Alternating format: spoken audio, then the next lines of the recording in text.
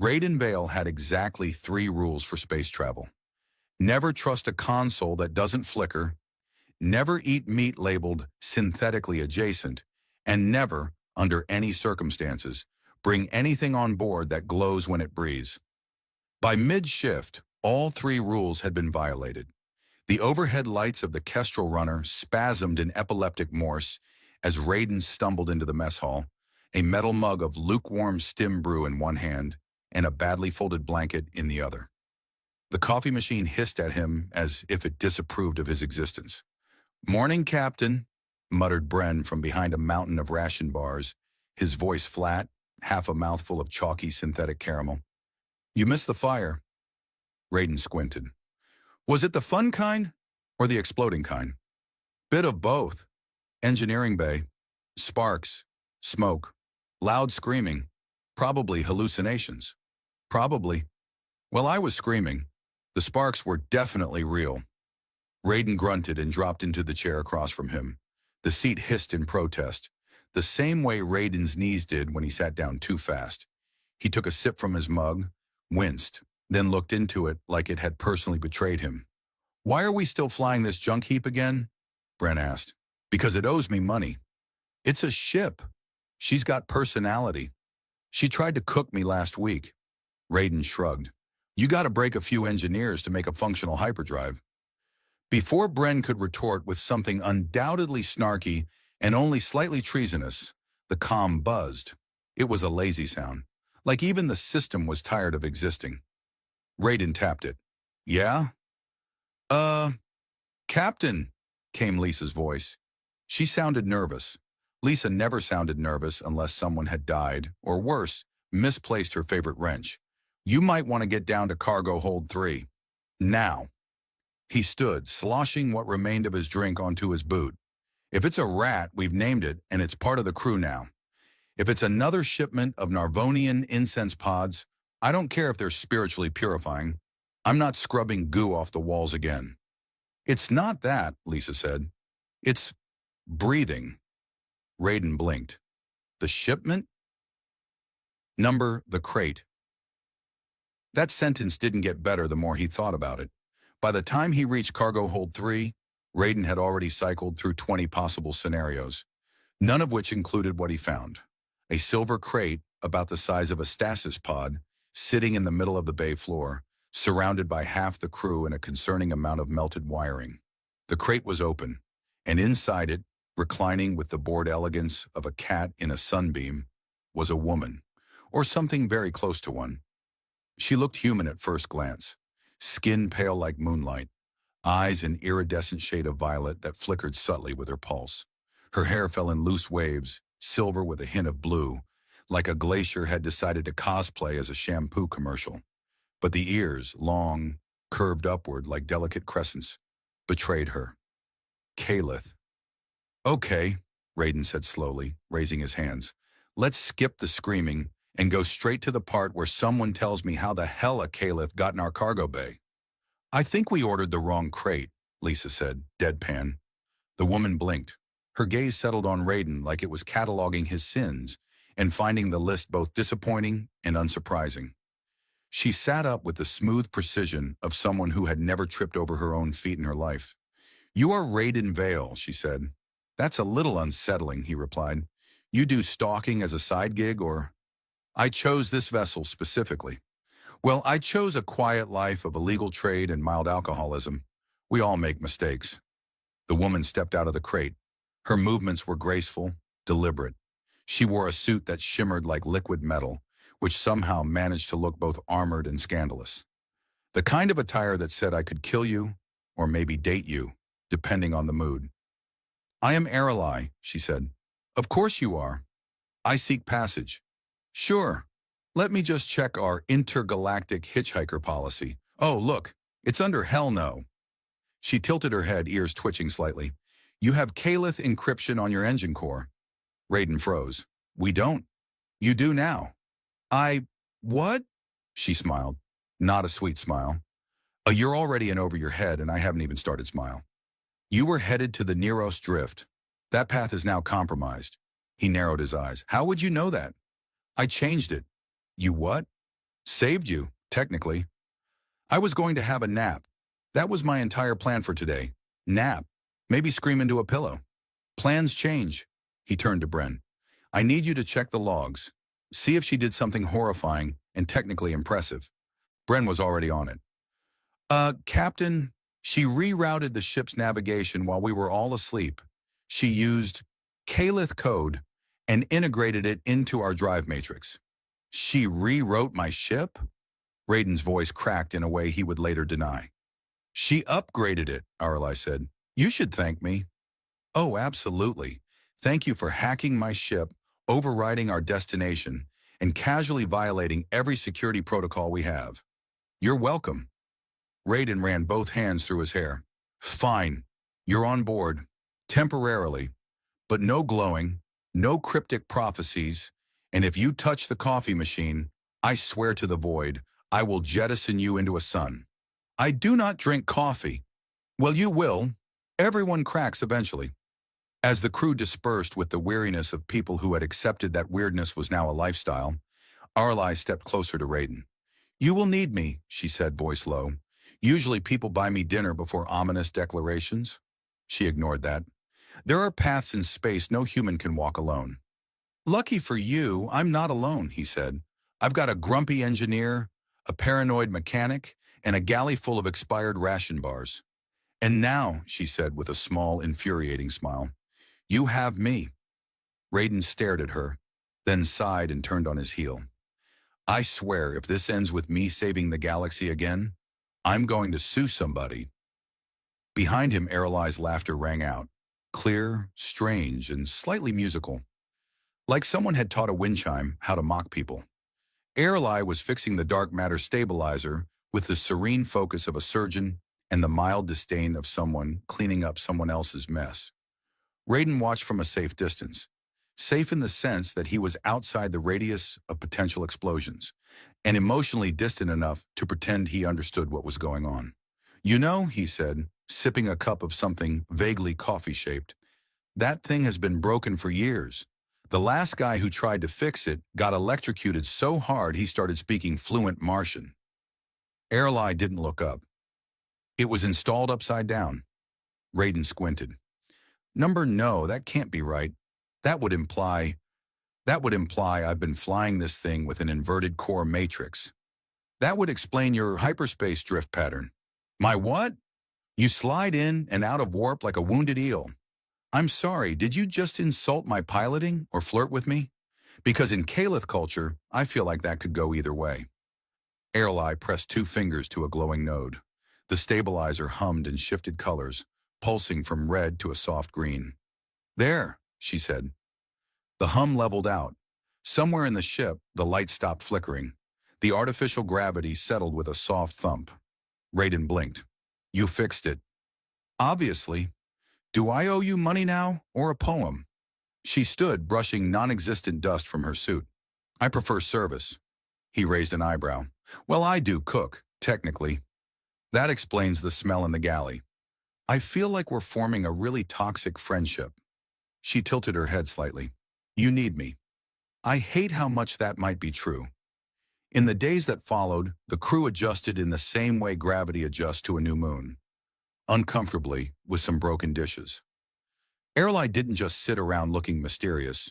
She rewired half the ship, recalibrated the communications array, and rerouted energy from an overtaxed oxygen recycler to the weapon systems, all without asking permission. Lisa walked into the engine room on day 3, stopped, and shouted, Who installed a bioplasmic feedback loop? Aralai, without turning, answered, You're welcome.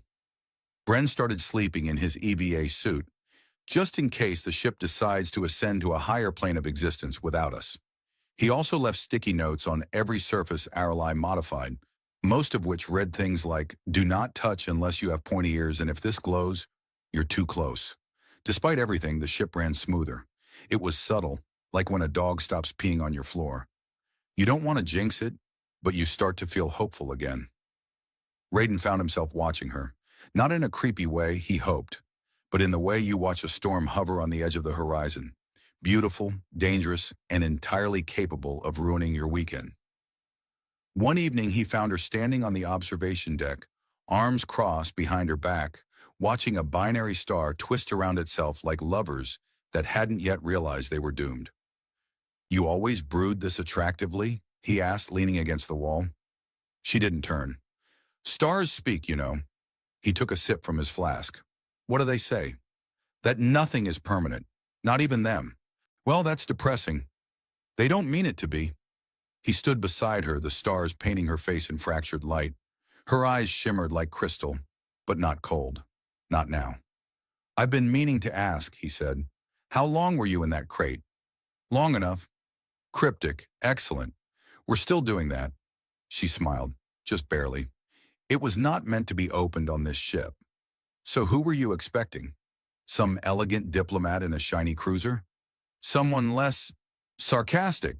"I get that a lot." She finally turned to look at him. "But maybe sarcasm is better than silence." Raiden didn't know how to respond to that, so he didn't. Instead, he offered her the flask. She looked at it like it might explode. "It's Terran whiskey," he said. "Probably. It might also be boot cleaner." She took a cautious sip, winced, and handed it back. "Definitely both." "You get used to it." "I hope not."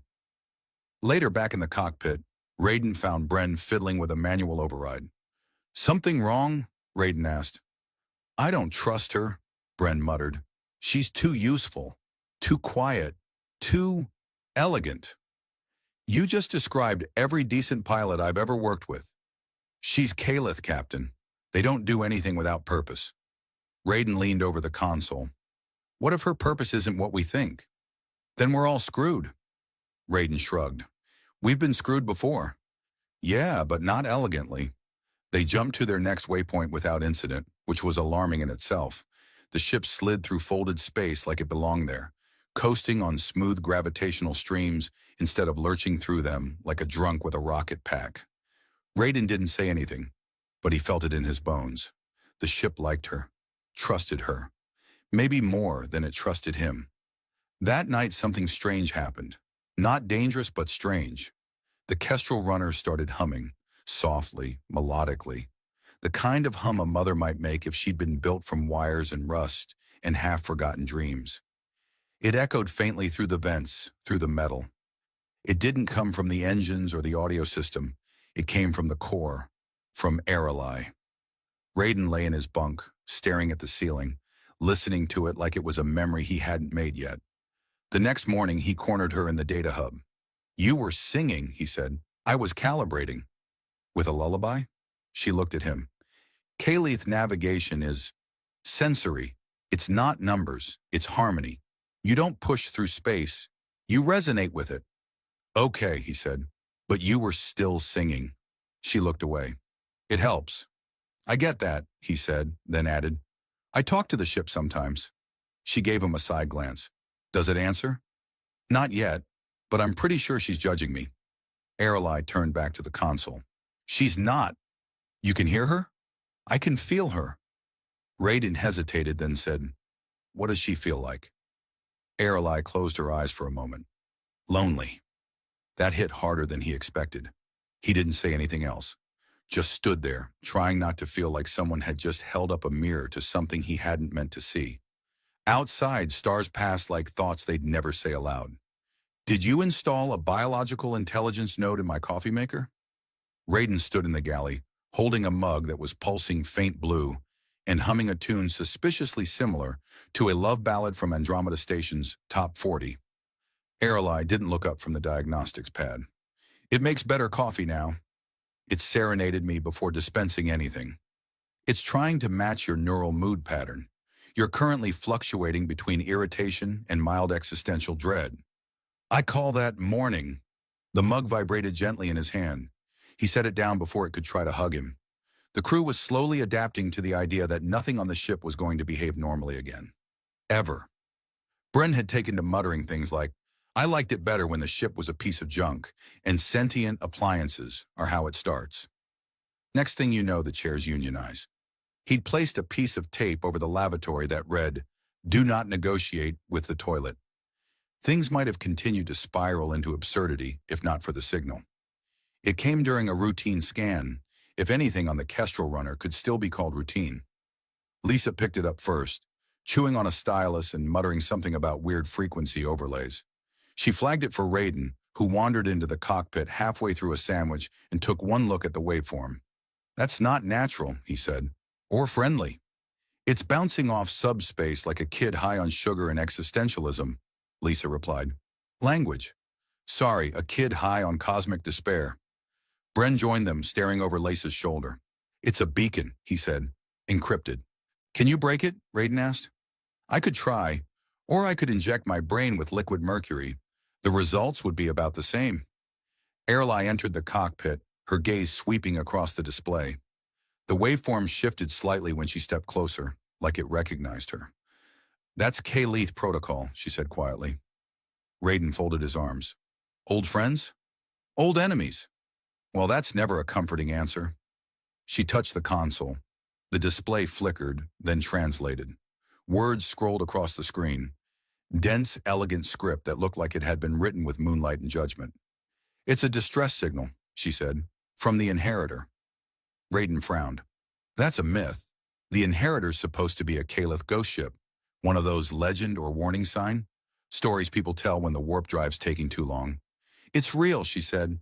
"It vanished a decade ago, with 3 Calith on board. And let me guess," he said, "one of them was your ex-boyfriend."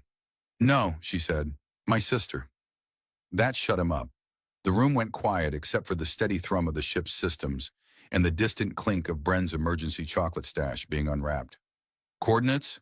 Raiden asked. Airlie entered a sequence. The star map adjusted.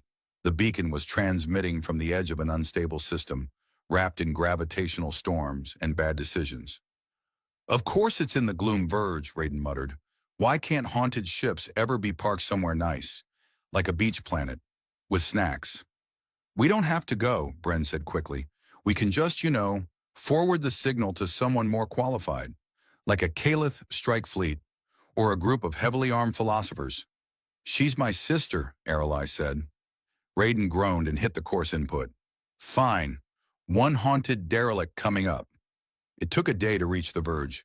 Plenty of time for Airlie to outfit the ship with resonant shielding, which apparently involved tuning the hull with what looked like crystal forks and humming harmonics into the engine room. Raiden walked in on her halfway through and backed out immediately. "I don't interrupt your rituals," she called after him. "You don't have rituals," he called back. "I do now." They dropped out of warp just outside the storm. The Inheritor floated there, massive, beautiful, cracked along the edges like a fallen cathedral. Its lights flickered, half dead. The signal was stronger now, pulsing slow and steady like a heartbeat that wasn't sure it wanted to keep going. Raiden and Airlie stood at the airlock. He was adjusting the strap on his suit when he asked, "Why do all derelict ships smell like sadness and armpits?" "Because humans don't filter their emotions out of the air," she replied. He raised an eyebrow.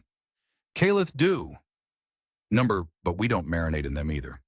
They docked with a hiss and a click, magnetic clamps biting down like nervous teeth.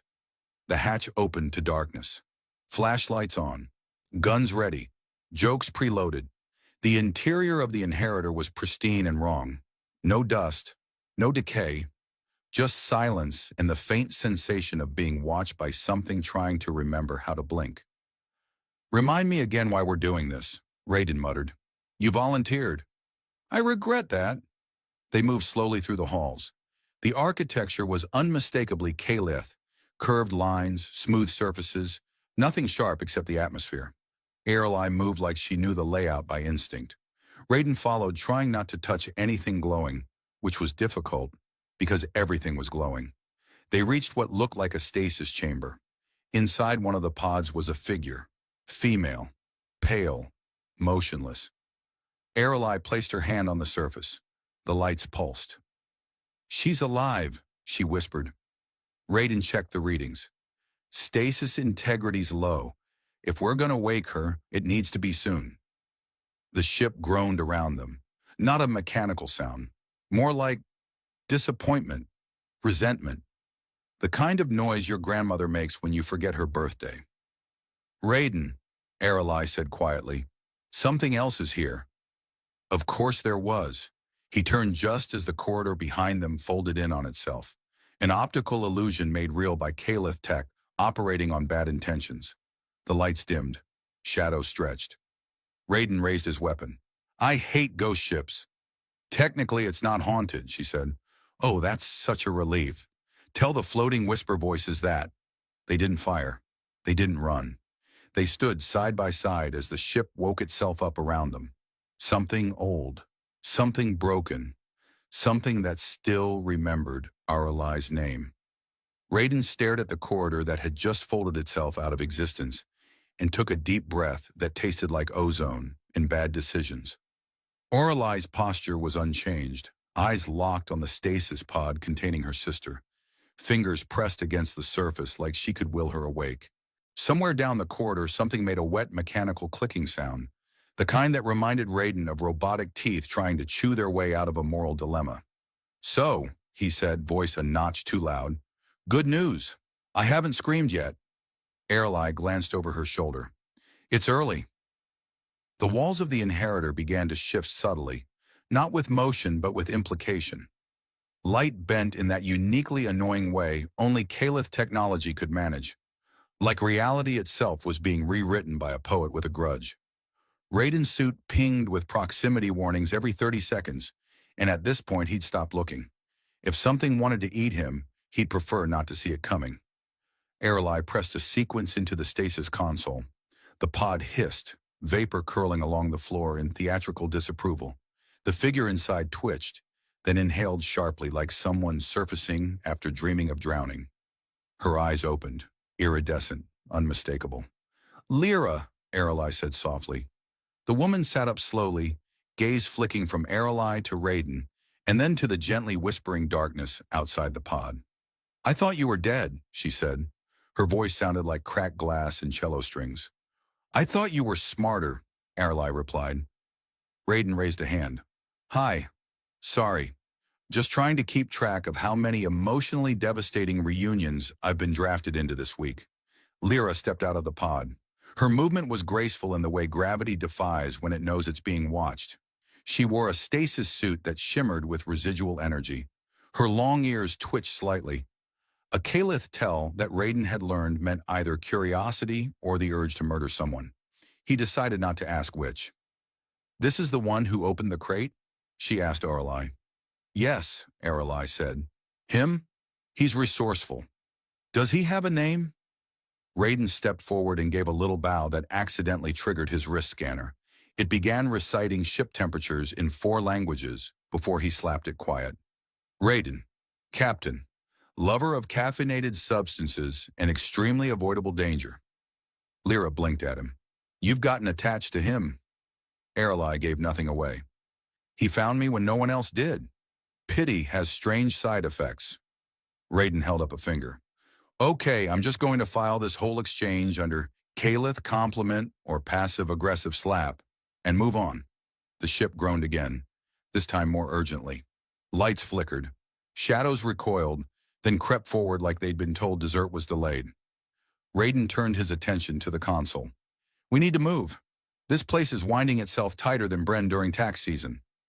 I don't know what that means, Lyra said. I barely do. They exited the stasis chamber and entered what should have been a corridor, but now looked more like the inside of a collapsing theory. Caliph architecture had gone full metaphysical. Hallways spiraled into themselves. Doors led to whispers. Floor panels rearranged themselves to form symbols Raiden's translator didn't even want to touch.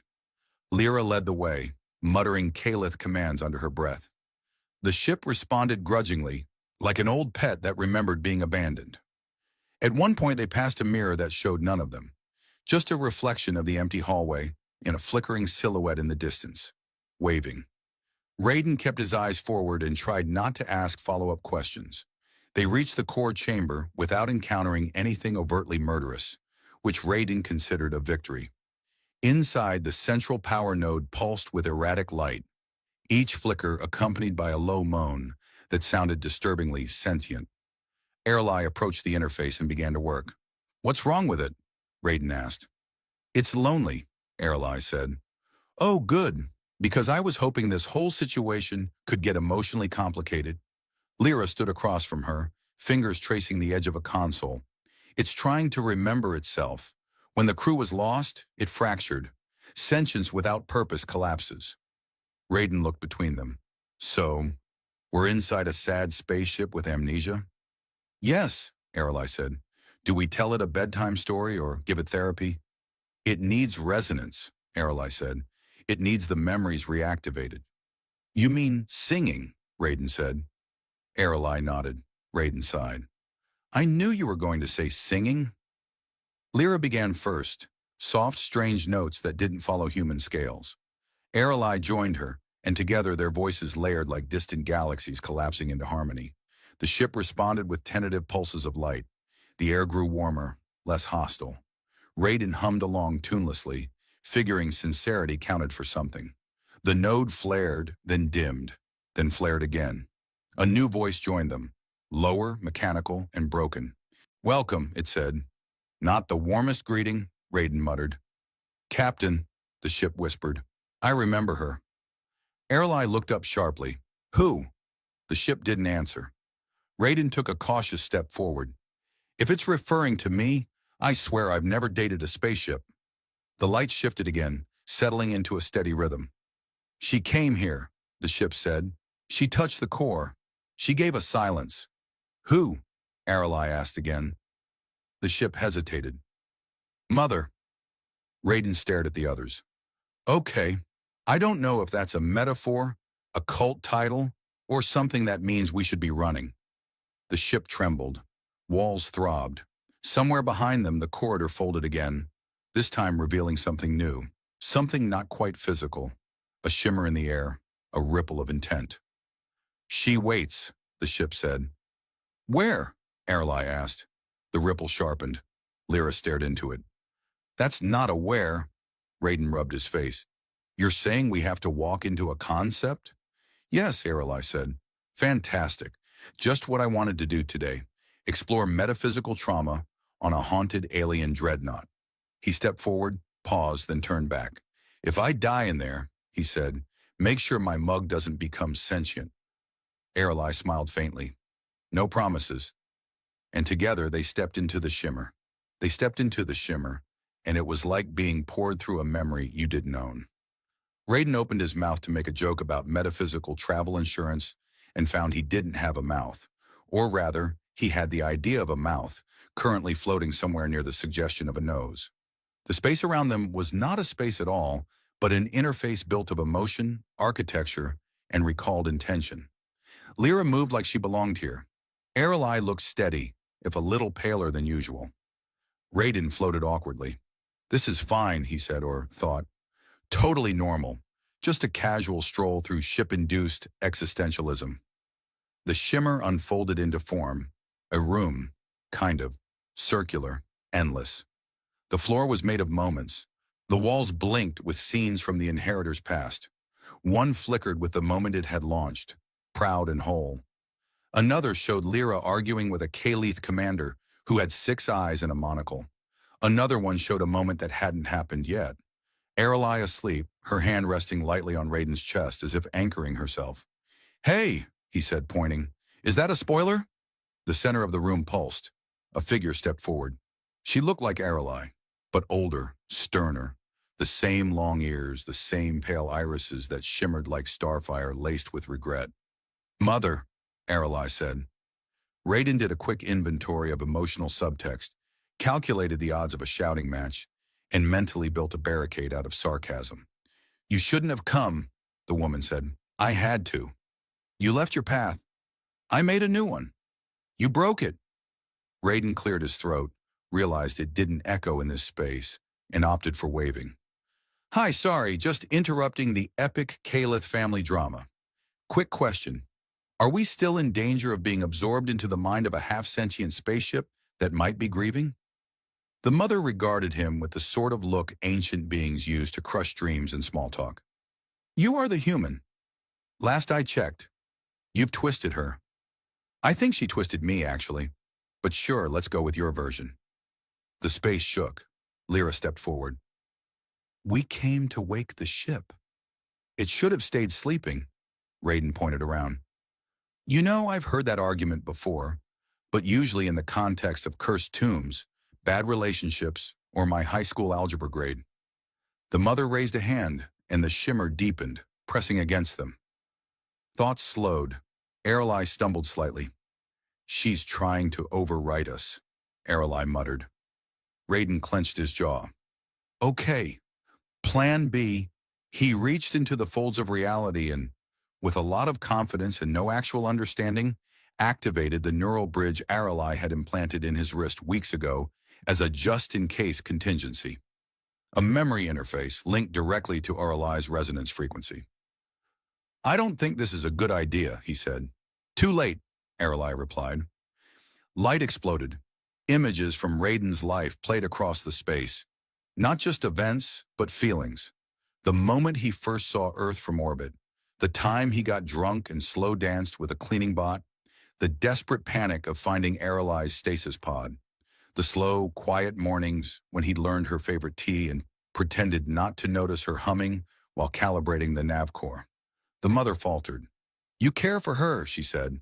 Raiden raised an eyebrow. I literally fused my brain to hers to save a haunted spaceship. What part of this screams casual acquaintance? The room flickered. The shimmer cracked. She does not belong with your kind.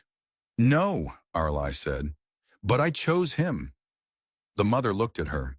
You were meant to inherit this ship, the legacy of Kalith. I found something better, Aralai said. I found choice. Raiden stepped beside her, mostly because his knees were starting to shake, and if he was going to disintegrate in a cosmic moral debate, he wanted to do it while looking vaguely heroic. The ship pulsed again, this time steady. Lyra walked to the core. Her hand touched it. It's listening. The shimmer dissolved. The room faded. The mother blinked out like a candle in a storm. They were back aboard the Inheritor's core chamber. The lights were warm. The hum of the ship was peaceful. She's gone, Aralai said quietly. Did we win? Raiden asked. I think so. Lyra leaned against the console. The ship will live again. It just needed to be reminded. Raiden exhaled. Great. Now how do we undock without the airlock reciting poetry at us? Back on the Kestrel runner, the mood had shifted. Bren and Lysa were suspiciously relieved to see them alive. Raiden caught Lysa whispering something about improbable odds and never betting against interspecies romance again. They left the Gloom Verge with the Inheritor stable, autonomous, and free to rediscover its purpose. 2 days later, Raiden walked into his cabin and stopped. Aralai was sitting on the bed, legs crossed, datapad discarded beside her. She looked up and without preamble said, You're mine now. Raiden blinked. Is this where I pretend I didn't already suspect that? She tilted her head. You saved me. Twice. I also sang off-key and accidentally triggered your AI coffee maker into a rebellious phase. And yet I still want you. Raiden sat beside her. That was a hell of a journey. We're not done. I figured, he grinned. Just so we're clear, I still plan to make sarcastic commentary during all critical missions. I'd worry if you didn't. She leaned against him. The hum of the ship was soft around them, like it had finally accepted they were going to be a little weird and deeply, irrevocably bound. Raiden looked up at the ceiling. Hey, ship, you cool with this? The lights blinked once. Aralai smirked. That was Kalith for obviously. Outside stars spun. Inside, two hearts, different, alien, human, broken, mended, beat in tandem. And finally, neither of them was running. The marriage contract was 13 pages long, all of it written in intergalactic legal standard, meaning every third word contained a subclause that looped into a fourth-dimensional footnote. John Kerrigan signed it with a stylus that sparked blue every time it touched the screen. Feels like I'm marrying a Tesla, he muttered. The officiator, a gelatinous being named Shuv, made a pleased gurgling sound and snapped a photo with one of its 10 pseudopods. Smile for interstellar posterity, it said cheerfully, then added, and possibly surveillance. He smiled. Kind of. It came out looking more like someone in the middle of a sneeze who just realized they were being photographed. The ceremony had been short, if you could call it a ceremony. No flowers, no music, not even a buffet. just a terminal room aboard the Kaltaris Embassy platform orbiting Saturn's moons. A crowd of vaguely humanoid observers humming approval in various frequencies, and a translator drone that floated uncomfortably close to his ear. It had been programmed with 17 dialects but couldn't handle sarcasm, which made conversation with John a kind of interstellar tragedy. Then she walked in. Seraphine of Corellia didn't glide exactly. More like the air around her politely made way. She wore a garment that looked like it had been woven from light refracted through shattered crystals. Her skin was pale with an undertone of opalescent violet, like moonlight bleeding through skin. Her eyes were silver, but not in the cool contact lenses way. They looked like someone had distilled a star and forgotten to put the lid back on. Her ears were long, arched like the wings of a ship mid-flight. Not cartoon elf long, elegant, just different enough to whisper alien without shouting it. She took one look at John and said, in near-perfect English, "You look like you haven't slept in several days." "I haven't," he replied. "I was told marriage would be restful. I see I was lied to." She blinked slowly, then offered a slight bow. "Let's hope the lies end here." They didn't. First night. Assigned quarters aboard the embassy station. John stood in the sleeping chamber, brushing his teeth with a self-sanitizing sonic brush that kept insisting in a polite digital voice, "You have not flossed in 86 Earth days. This may be a breach of Alliance hygiene standards." He spat into the sterilizer and looked at his reflection. "I just married a space elf. I think I'm allowed to slack a little." The reflection did not argue. It mostly looked stunned. He turned around to find Seraphine standing exactly 3 feet away, silent and watching. She had a habit of moving without sound, like her feet barely acknowledged the ground existed. Her eyes flicked briefly to his shirt. He'd decided on a novelty tee that read, "I went to Saturn and all I got was this unexplained marriage." "I find your garments loud," she said. "That's fair," he said. "I find your silence ominous." She didn't laugh, but her ears twitched in a way that might have been amusement or warning, still unclear. They lay down on opposite sides of the bed. A force field softly divided the space, calibrated to flicker green if either of them breached it. John tried not to move too much. He didn't know if snoring was considered an act of aggression in Corellian culture. The lights dimmed. The AI whispered, "Good night, bonded pair. May your unity further the noble purpose of intergalactic diplomacy and efficient gene blending." John groaned into his pillow. Then Seraphine leaned toward the barrier. Her voice was low, like the hum of a warp engine before ignition. "You're in danger," she whispered. He froze. "From what?" "Not what. Who?" There was a silence after that, heavy as orbit. He sat up. "Okay, weird way to start a marriage. Couldn't we do what normal newlyweds do and argue about which side of the bed is better?" She laid back, eyes open. "They watch us." He considered making a joke, something about his ex-girlfriend's mother, or maybe about interstellar peeping toms, but stopped. Her voice hadn't been frightened. It had been resigned. The next morning, his toast tried to electrocute him. The mess unit swore it had no record of sabotage, but John's fingertips still tingled, and the toaster's heat coils had curled into a shape that resembled the Corellian rune for erasure. Coincidence? Maybe, until the station's AI called him Target J7 before abruptly correcting itself to Mr. Kerrigan. He reported it. The technician laughed and asked if he'd installed any romantic spyware. John said no, unless you counted his ex's attempts at phone tracking. The technician laughed harder. No help was provided. Back in quarters, Seraphine was meditating, or maybe defragmenting. It was hard to tell. She sat cross-legged in the air, literally, about 2 feet above the ground, suspended by something unseen. "You okay?" he asked. "I was calibrating my auric boundary." "That's cool, I just got electrocuted by a kitchen appliance." She didn't open her eyes. "Then they are accelerating the protocol." John sat down, pulled off his boots. "Listen, I get that we're in some sort of my people are hiding secret sort of situation, and believe me, I've been in at least 3 toxic relationships, so I can tell. But maybe you could clue me in a little earlier, before the next toaster tries to fry my DNA?" She opened her eyes. "If I told you everything at once, you would not believe me. This way, you'll see the pieces fall into place yourself. I'm not a jigsaw puzzle, Seraphin. I'm a guy who once cried during a shampoo commercial and still doesn't know how to file his taxes. Her ears twitched. Definitely amusement. That night, the whisper returned, but this time she said something else. They'll come tomorrow, not for you, for me.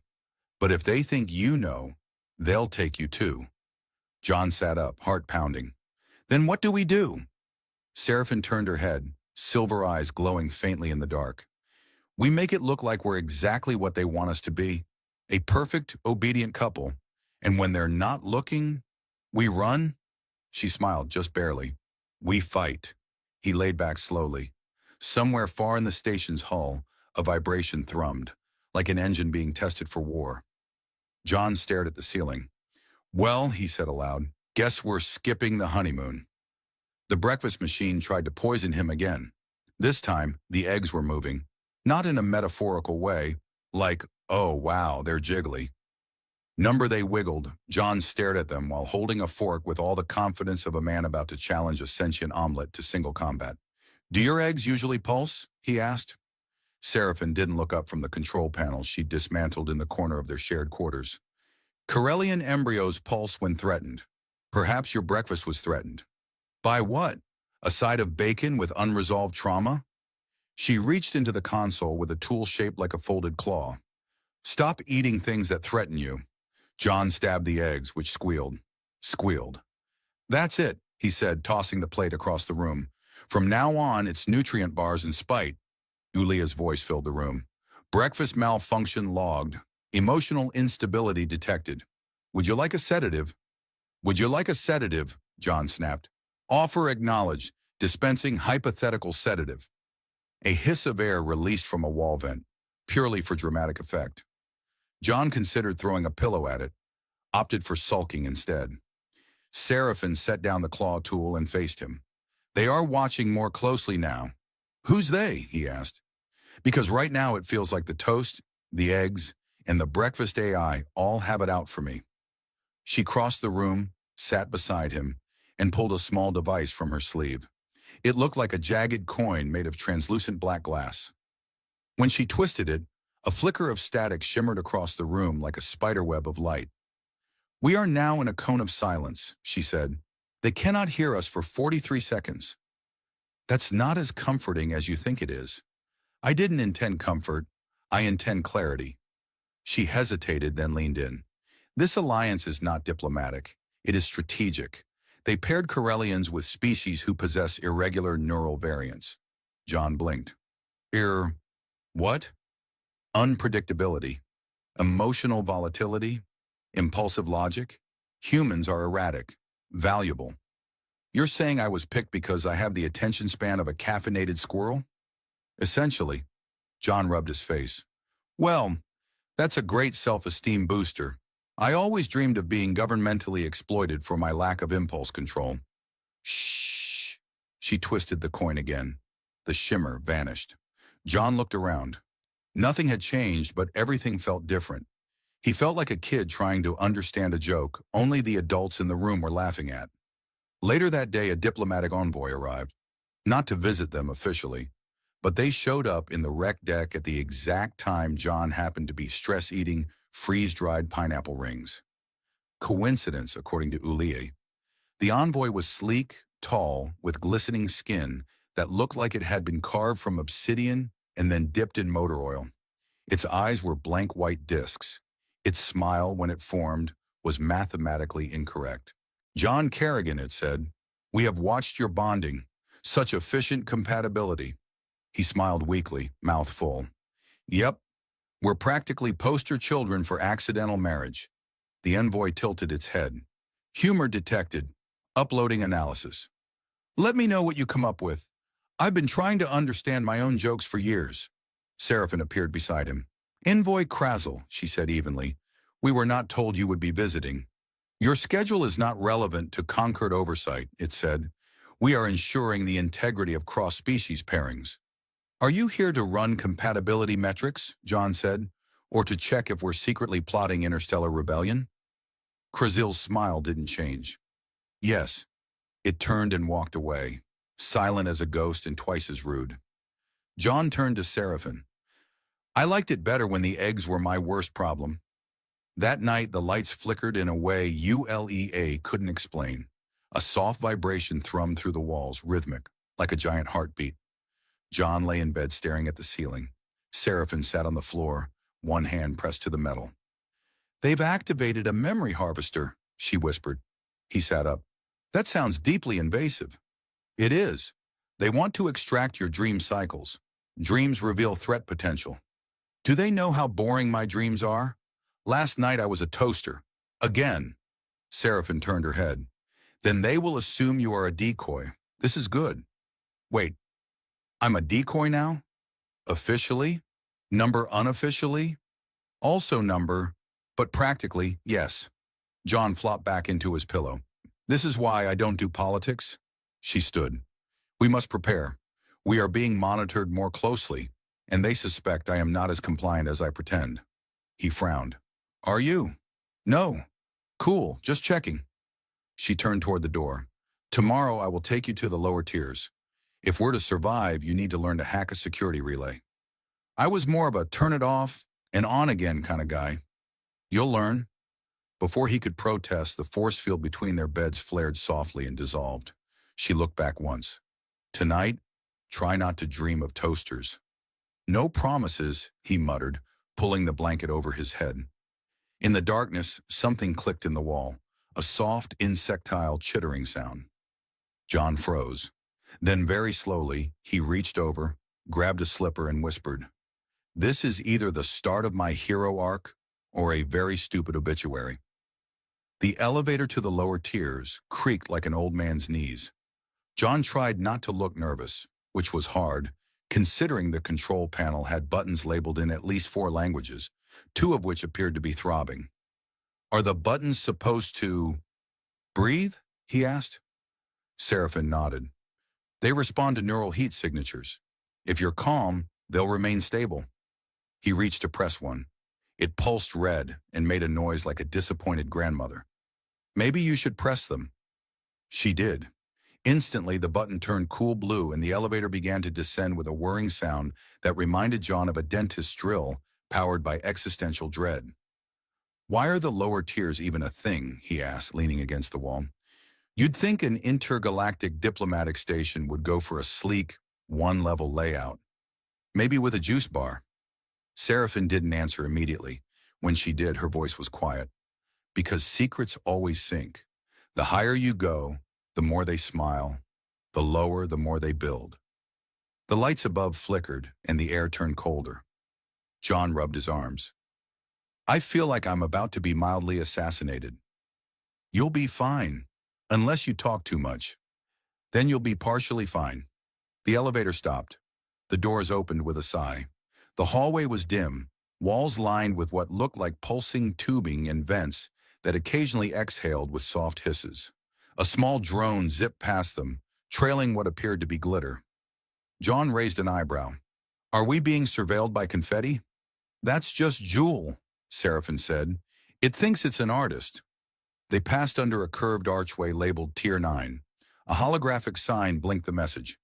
Caution, you probably shouldn't be here. John pointed at it. That feels personal. Good. It means you're finally becoming interesting. They arrived at a junction with 5 corridors branching off like the spokes of a wheel. Seraphin led him down the second, stopping at a door with no handle, lock, or panel. She removed a thin strip of metal from her wrist, tapped it against the wall, and whispered something that sounded suspiciously like an insult in a language not yet invented. The door slid open. Inside, the room buzzed softly, filled with ancient consoles, disconnected screens, and a small, levitating orb that blinked at them twice and said, Welcome back, traitor. Seraphin raised an eyebrow. Nice to see you too, Oryx. The orb tilted toward John. New meat? John gave a short wave.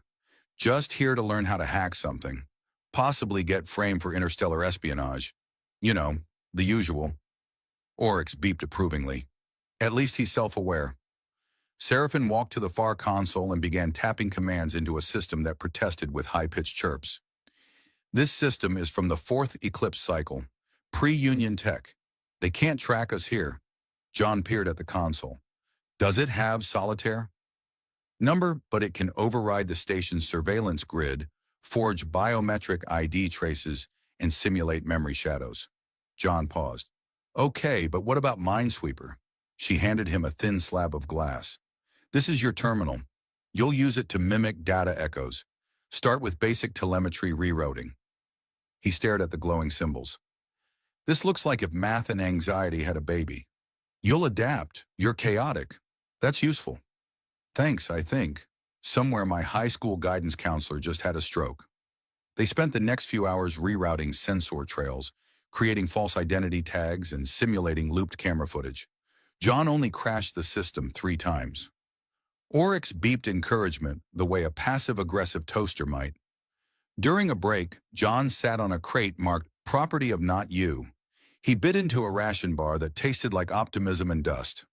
So, he said, chewing, what happens if we get caught? They'll separate us, extract my cortical node. You'll be memory flushed and reassigned to sanitation. He swallowed slowly. Well, that's vivid. Don't worry, she said. We're not getting caught. You say that like you've done this before? I have. He blinked. How many times? She shrugged. Enough. They returned to the elevator as alarms blared faintly in the distance. Please tell me that's not us. It's not, he exhaled. Yet. He stared at her. You really need to work on your delivery. That night, the wall clicked again. John sat up, slipper in hand. Please don't tell me the chittering thing is back, he muttered. Seraphin looked over from her side of the room. It's a surveillance beetle. Ignore it. I reprogrammed it to report that you talk in your sleep about socks and forbidden fruit. John nodded slowly. I do have strong feelings about socks. You're now classified as harmless, but obsessed with foot coverings. It buys us time. He laid back down. Is it weird that I feel safer now? Only mildly. As the lights dimmed, she leaned closer again. They're accelerating their schedule. I intercepted a directive. A new envoy arrives in 2 days, one with extraction authority. John swallowed. What does that mean for us? It means if they think we've deviated from protocol, they'll take us both. No warning. No appeal. He stared at the ceiling. Okay, he whispered. What do we do? She reached over and pressed a small metallic disc into his palm. You run, she said. If I don't return from tomorrow's shift, activate that and follow the signal. He looked down at it. I'm not running without you. You might not have a choice. He held the disc tighter. Try me. The day began with a ceremonial breakfast. If you could call something served in a silver dome and hissing ominously ceremonial. John stared at the plate like it might leap up and demand a duel. Is this moving again? He asked without looking away. Seraphin glanced over, unimpressed. It's a ceremonial offering, Gorthian quillfish. You're supposed to eat it while it's still cognitively active. It has thoughts on being eaten? It's philosophical about it. The quillfish blinked, with eyes. John slid the plate aside. I'm not going to eat something smarter than my high school math teacher. Then it dies in vain. It dies in safety. Ulia's voice chimed overhead. Reminder, refusal of official interspecies rituals will be noted in diplomatic assessment. Let it be noted I don't consume things that can argue their tax bracket. They were scheduled to attend the arrival ceremony for the new envoy. High-ranking classified clearance. Rumored to be a specialist in psionic infiltration. Also tall, because apparently that mattered. The docking bay had been scrubbed and polished to a shine. Flags waved, some holographic, others oddly sticky. The ambassadorial guards wore full ceremonial armor, complete with unnecessarily glowing chest plates and boots that whirred dramatically with every step. John nudged Seraphin as they waited. How do they get their boots to do that? I want boots that sound like bad decisions. They cost more than your organs on the black market. I have excellent organs. Not according to your dietary scans. The new envoy emerged from the ship, draped in deep violet robes, adorned with patterns that shifted depending on where you looked. They moved like someone gliding underwater, if the water were judgmental and smelled faintly of burnt wires. Envoy Kelzir of the Obelith Fold, announced the chamber AI, bearing authority of override and reclamation. Tier Theta. Everyone bowed. Even John, though his was more of a confused forward lurch that made him look like he was trying to tie an invisible shoelace. Kelsier surveyed the room with eyeless precision. John whispered, "So that's the one with extraction authority, huh? He looks like a walking anxiety spiral." Seraphin didn't answer. Her eyes were focused, muscles tense. That night, she didn't return from her post-ceremony debrief. John waited 2 hours, then 3. He poked Ulie 5 times with increasingly rude inquiries. Finally, he activated the disc she'd given him. It glowed once, then projected a tiny red arrow in the air. It pointed down. "Of course it's down," he muttered. He followed it into Tier 9, past the artistic glitter drone, which had apparently developed a taste for interpretive dance, and into the room with Oryx. The orb pulsed. "Ah, the reckless mammal returns. She's not back." "Because she was taken," John stiffened. "By Kelsier?" "Number by her people. They suspect disloyalty. A Corellian who hesitates is a Corellian who vanishes." "Where would they take her?" Oryx spun in the air. "There are 42 isolation vaults on this station. 39 are officially sealed. The others don't exist." John blinked. "You're very encouraging." "I try." He grabbed the terminal slab, still loaded with their last edits. "Can I get in?" "You? Number me with your help?" A long pause, then a beep. "I'll give you a 20-minute head start before they notice the override. But once inside, you're on your own." "Great, that's exactly the amount of time I need to completely screw this up."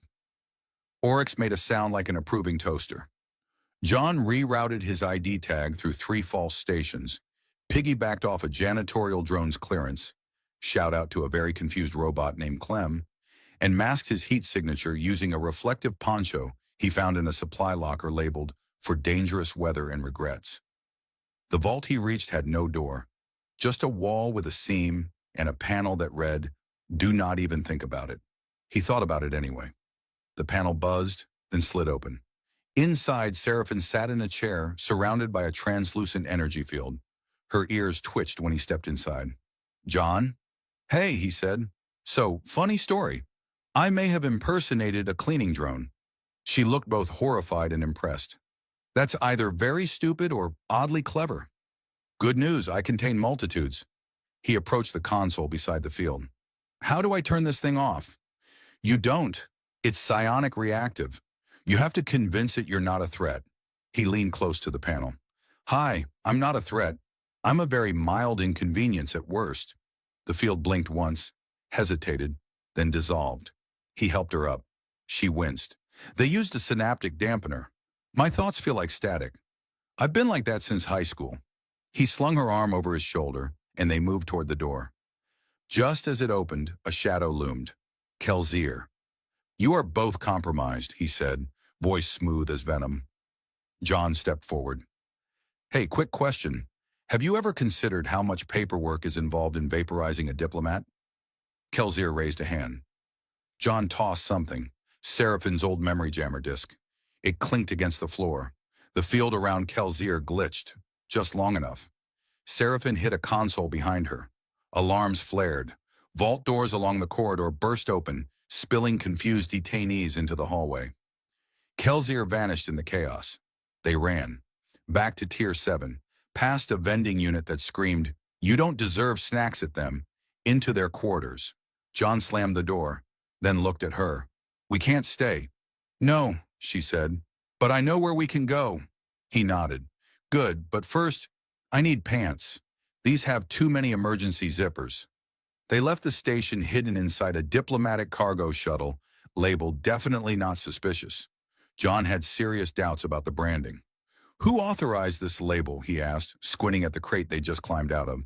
"The Routhlek ambassador. He's eccentric, thinks irony is a form of encryption. I mean, he's not wrong." The shuttle coasted through the Turnian Drift, a sector infamous for space whirlpools, rogue AI sermons, and vending satellites that offered hot soup with a side of existential dread. Seraphin took control of the helm, fingers dancing over an interface that hummed softly in Corellian. John sat in the co-pilot seat, holding a cup of what he hoped was coffee, but suspected was just brown ambition. "So where are we headed again?" Outpost 73 Gamma. It's a dead zone for ULEA surveillance. Ex-mining colony. Now just spiders and secrets. Spiders? Cybernetic ones. They're polite, mostly. I'm allergic to polite spiders. You're allergic to everything that isn't terrestrial pizza. He raised his cup. That's called culture. By the time they reached the outpost, their cover identities were deep enough that even the facial recognition units gave up halfway through scanning. They registered as a married duo of galactic fauna surveyors named Yarn and Klee. John tried not to take offense at the photo on the ID. It had a mustache he couldn't grow. Their base was a rusted dome near a collapsed ridge, once home to miners, now to quiet.